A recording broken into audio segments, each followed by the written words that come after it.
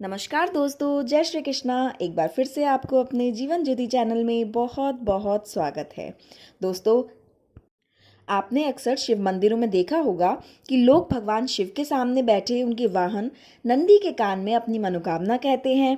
उन्हें विश्वास होता है कि नंदी के कान में कही गई उनकी बात भगवान शिव तक ज़रूर पहुंचती है और वह पूरी होती है।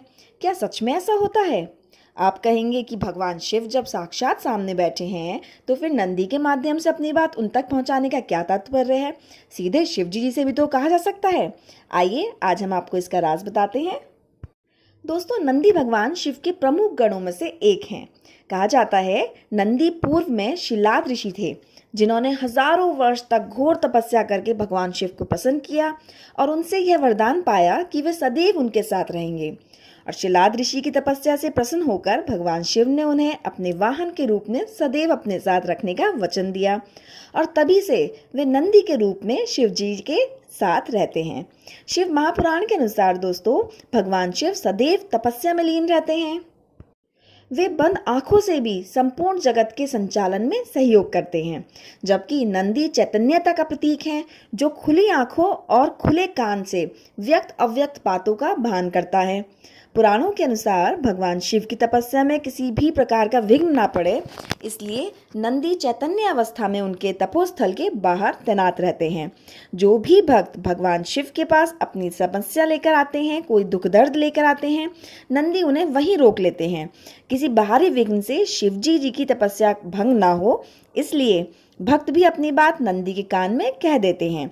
और शिव जी की जब तपस्या के बाहर जब वो आते हैं तो नंदी उनके भक्त को उनकी सारी बातें जो उन्होंने भक्त ने बोली होती हैं उनको ऐसी की ऐसी सुना देते हैं। और दोस्तों, भक्तों को भी यह विश्वास रहता है कि नंदी उनकी बात शिव जी तक पहुंचाने में कोई भेदभाव नहीं करते और वे शिव जी के प्रमुख गण हैं, इसलिए शिव जी भी उनकी बात अवश्य मानते हैं। अब दोस्तों, नंदी के कान में कहने के भी कुछ नियम होते हैं। आइए जानते हैं। दोस्तों, नंदी के कान में भी अपनी समस्या या मनोकामना कहने के लिए कुछ नियम और उनका पालन करना बहुत ही आवश्यक है। नंदी के कान में अपनी मनोकामना कहते समय इस बात का ध्यान रखें कि आपकी कही हुई बात कोई और न सुने। अपनी बात इतनी धीमे कहें कि आपके पास खड़े व्यक्ति को भी उस बात का पता ना लगे।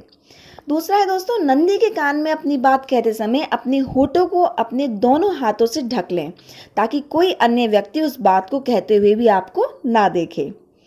दोस्तों, नंदी के कान में कभी भी किसी दूसरे व्यक्ति की बुराई, दूसरे व्यक्ति का बुरा ना कहें, वरना शिव जी के क्रोध का भागी आपको बनना पड़ेगा। दोस्तों, नंदी के कान में अपनी मनोकामना कहने से पूर्व नंदी का पूजन करें और मनोकामना कहने के बाद नंदी के समीप कुछ भेंट अवश्य रखें। यह भेंट धन या फलों के रूप में भी हो सकती है। दोस्तों, अपनी बात नंदी के किसी भी कान में आप कही जा सकती है, लेकिन बाएं कान में कहने का अधिक महत्व है। वैसे तो आप किसी भी कान में अपनी बात उनसे व्यक्त कर सकते हैं, लेकिन बाएं कान में कहने से ज़्यादा अच्छा महत्व होता है। तो दोस्तों, अब से जब भी आप शिव जी के मंदिर जाएं, नंदी जी के कान में कहें तो इन नियमों का पालन अवश्य करें। तो दोस्तों, आपको आज की वीडियो कैसी लगी कमेंट बॉक्स में कमेंट करके ज़रूर बताएं।